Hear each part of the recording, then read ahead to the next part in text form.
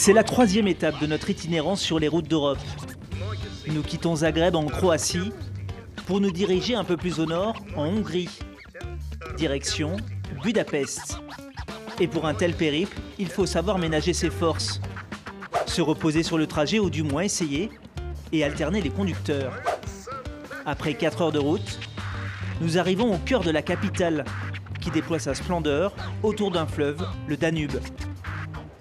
La Hongrie a adhéré à l'Union européenne en 2014. Un pays dirigé par cet homme, Viktor Orban, Premier ministre de la Hongrie et membre du parti nationaliste Fidesz. Alors c'est un personnage important pour nous dans notre voyage, dans notre odyssée, parce que Viktor Orban, c'est un nom forcément qui parle à beaucoup de Français, car il incarne ce renouveau de la droite nationaliste qu'on a pu voir arriver en Europe. On a vu des gens un peu plus jeunes, comme Matteo Salvini, comme Marine Le Pen, mais lui, il incarne cette droite qui s'est libérée après le communisme, ici.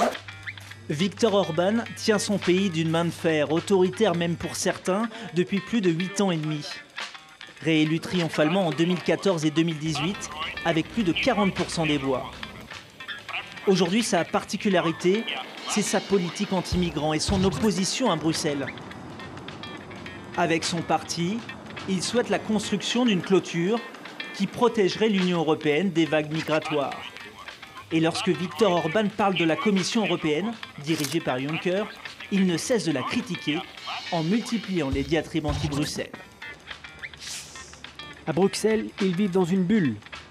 C'est un monde virtuel d'une élite européenne privilégiée qui s'est détachée de la vie réelle.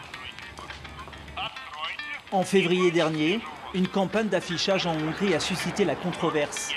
Elle représente le président de la Commission européenne, Jean-Claude Juncker, et un milliardaire d'origine hongroise, accusé par le gouvernement hongrois de favoriser l'immigration illégale. La particularité que nous découvrons avec Jean Mathieu, c'est l'influence de la Russie, encore très présente en Hongrie. Et surtout, on va aller découvrir une histoire assez hallucinante. C'est vrai que quand on voit ce décor de Budapest, on pense à une chose, c'est soit Jason Bourne ou James Bond. Et bien justement, en fait, on va découvrir une histoire à la James Bond où il y aura de l'argent avec une banque, du KGB, Vladimir Poutine et Viktor Orban. Donc je pense que ça vaut le coup quand même d'y jeter un œil. Pour vérifier ces informations, nous rencontrons cet homme. Journaliste, il nous confirme ce projet, digne d'un film d'espionnage. Une banque russe va s'installer à Budapest et le responsable de cette banque a le statut diplomatique. Il a été diplomate russe ici pendant de nombreuses années. Son père était l'un des représentants du KGB pendant 5 ans. Et sa mère, qui n'est plus en vie, était une célèbre espionne dans les années 40.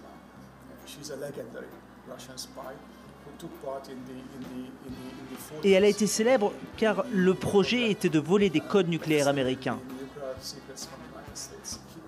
Aujourd'hui, cette banque installée ici sera capable d'obtenir des informations confidentielles économiques concernant l'Union européenne et son mode de fonctionnement. Budapest, divisé entre anti- et pro-européens. Nous avons rencontré un jeune Hongrois qui investit toute son énergie pour l'Europe.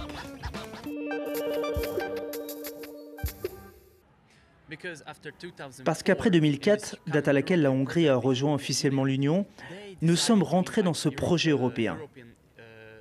C'est pourquoi j'ai décidé de partager ces valeurs, de faire partie de ce projet, de cette équipe. Parce que dans mon pays, la Hongrie, on estime que 70% d'entre nous sommes pro-européens. Mais d'un autre côté, le problème, c'est que les gens ne vont pas voter.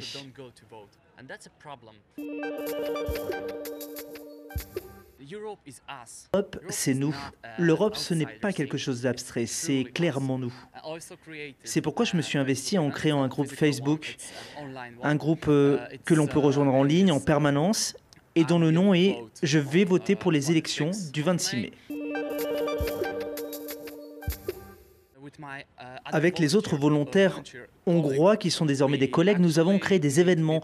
Nous les avons fait participer et ainsi ils ont pu apprendre des choses à propos de l'Union européenne, des échanges scolaires, mais aussi concernant les institutions. On a mobilisé plus de 60 jeunes au quotidien et j'aimerais mobiliser encore plus de jeunes à ce projet européen.